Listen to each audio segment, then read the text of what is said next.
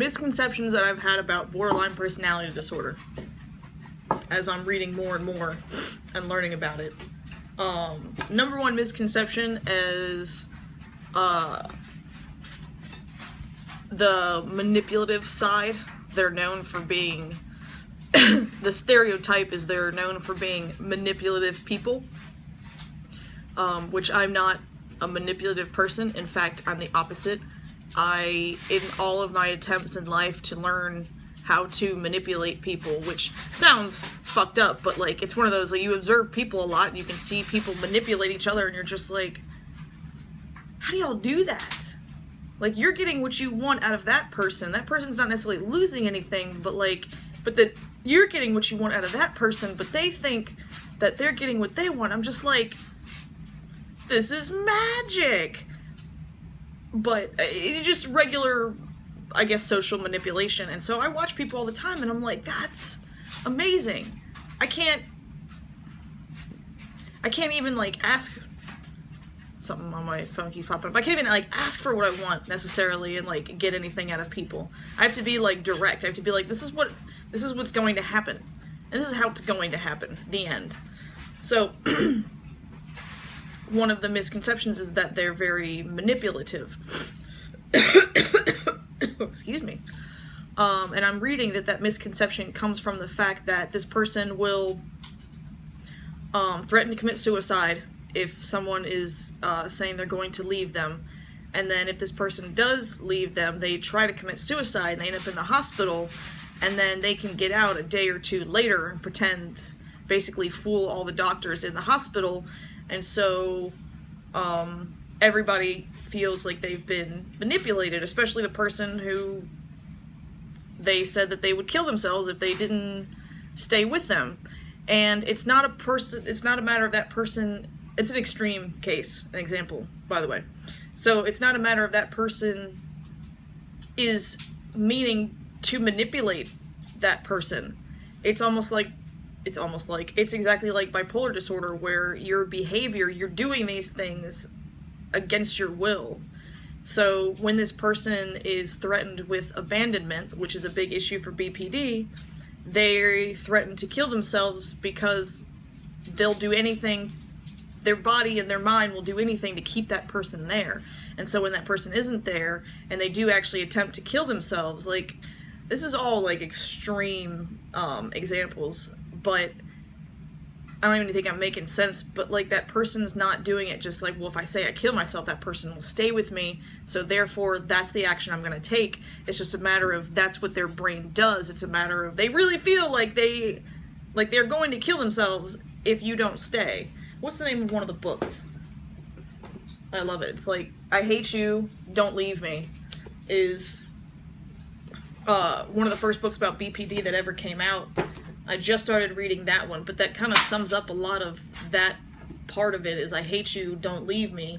Lots of turmoil, tend to sabotage relationships out of fear of abandonment. So whether it's real or perceived, and I definitely have that. Mine manifests itself in such, so my BPD, you have to have 5 out of 9 symptoms in order to be considered BPD. So with all of that in consideration, the number of combinations you can have is 151 different versions of BPD as far as your symptoms go. So when I was just like, well, I don't fit the BPD symptoms that I read online, or I don't fit 100% of this, or all the BPD people I know, like, I can relate, but I don't think there's 151 ways that you can be, or you can have borderline personality disorder. So I immediately shut my fucking mouth. That's another of the misconceptions that I had. Another misconception that I had is that they act out all the time. The example that I used, I'm going to break up this relationship is not good for me. Other person says, if you leave me, I'll kill myself. Other person tries to kill themselves. That whole mess. It doesn't necessarily actually have to be that way. I am in a marriage where we've been married for almost a year. And we've been together for 3 years, and in those 3 years and our almost 1 year of marriage, we've never had a fight. We've never had an argument. We've had disagreements, of course. We've had, difference in opinions, but we've never had an argument. We've never had a fight. Nobody's raised their voice. Of course, we've been angry and upset with each other, but we always handle it immediately. Communication is key. Nothing's ever escalated between us. So when I'm given the diagnosis of BPD, I'm just like, well, they're bad at relationships. So how am I in such a healthy relationship and have borderline personality disorder? And then I think back to my other past relationships, especially 2 in particular, and I'm just like, oh yeah, no, that's classic signs. That's absolute classic signs. What makes it different this go around? When I was first diagnosed with having bipolar disorder, they stuck me in DBT classes. I forgot what it stands for. I always say diabolical therapy, but it's not. It's it's therapy that basically it was designed for borderline personality disorder. It deals with emotional regulation. So DBT, being in that, thinking I have just bipolar disorder, I'm using this DBT skills and stuff in order to manage myself. So I've spent 4 years managing borderline personality disorder, like in some areas way better than others. And so that's why my marriage and my relationship is been working out.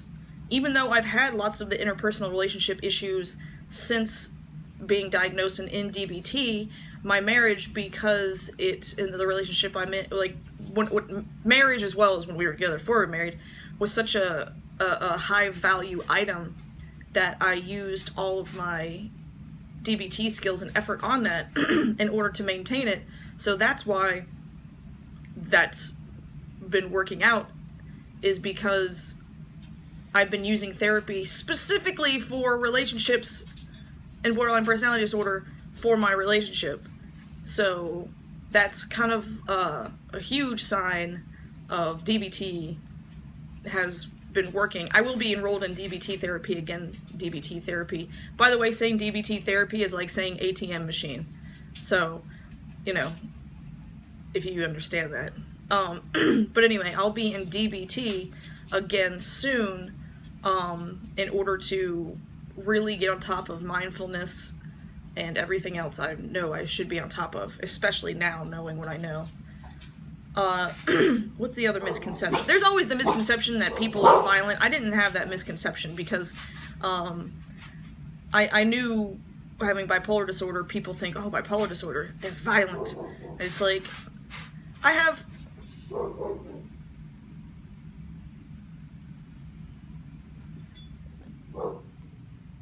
What are you doing?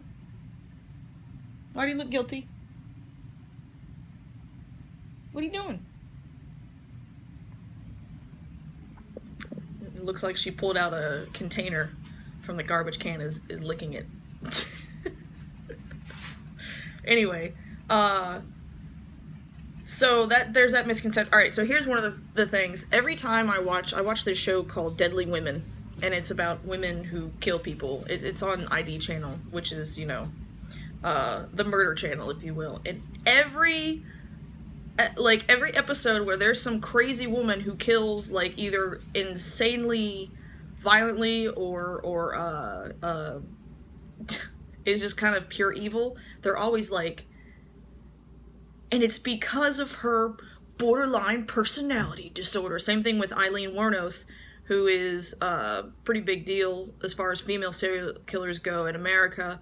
Not everybody's into serial killers as much as I am, so if I say that name and you don't know what I'm talking about, just pretend like I'm not crazy personality-wise.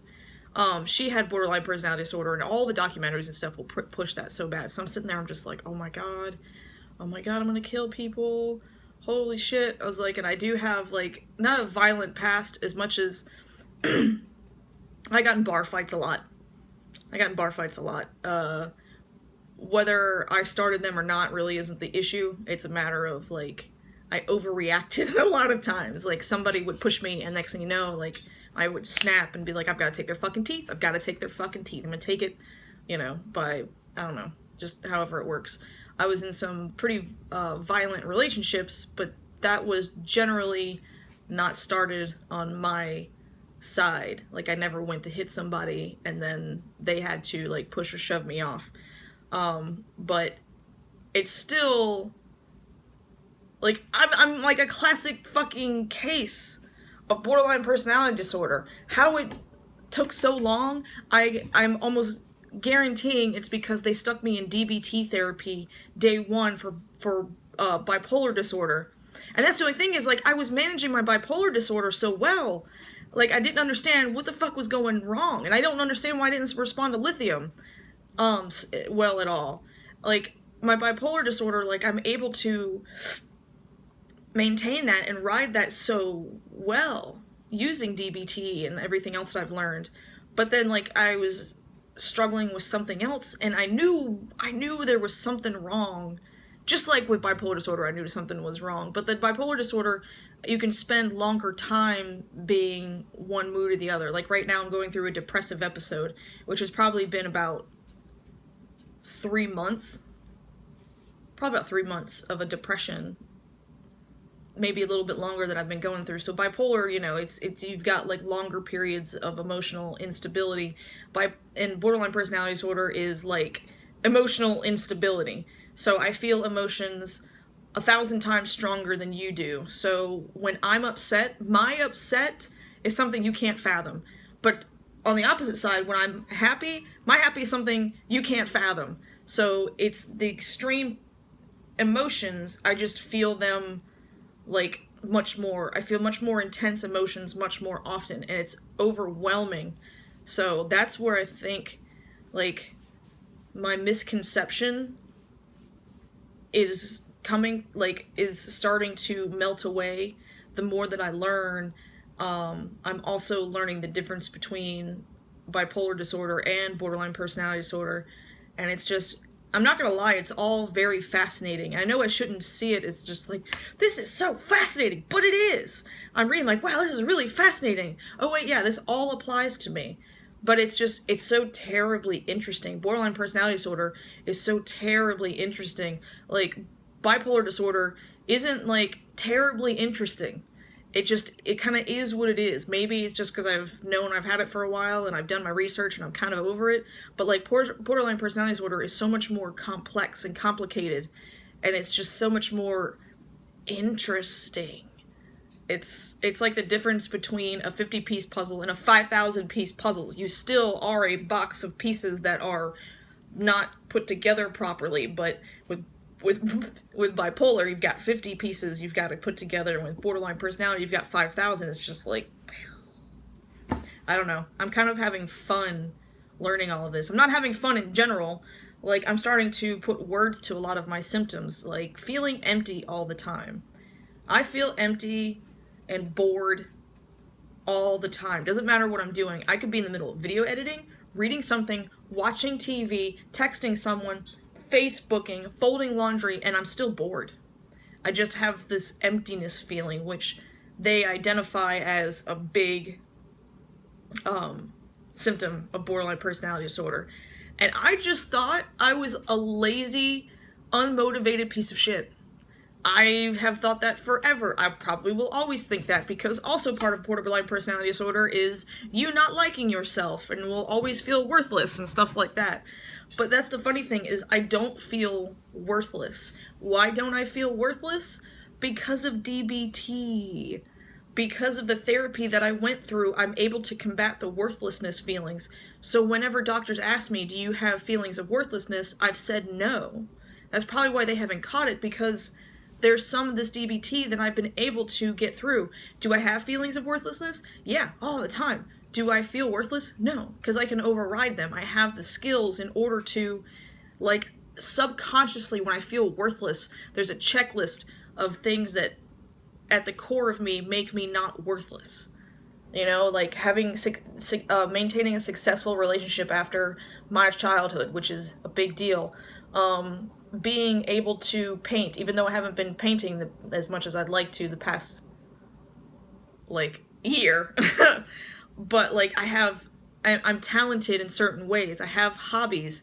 Like, there's all these things I can go through. So do I have feelings of hopelessness? All the time. Do I feel hopeless? No, because I can combat them. That's why I think it took so long in order to really figure out the borderline personality disorder, because you gave me the cure for the borderline personality disorder before I realized I had it. So I've been taking the medicine, which is the therapy. So I basically have had the coping skills to deal with it, thinking I'm dealing with bipolar disorder. So it's just so terribly interesting. But I'm going to cut the video now so it doesn't go on forever.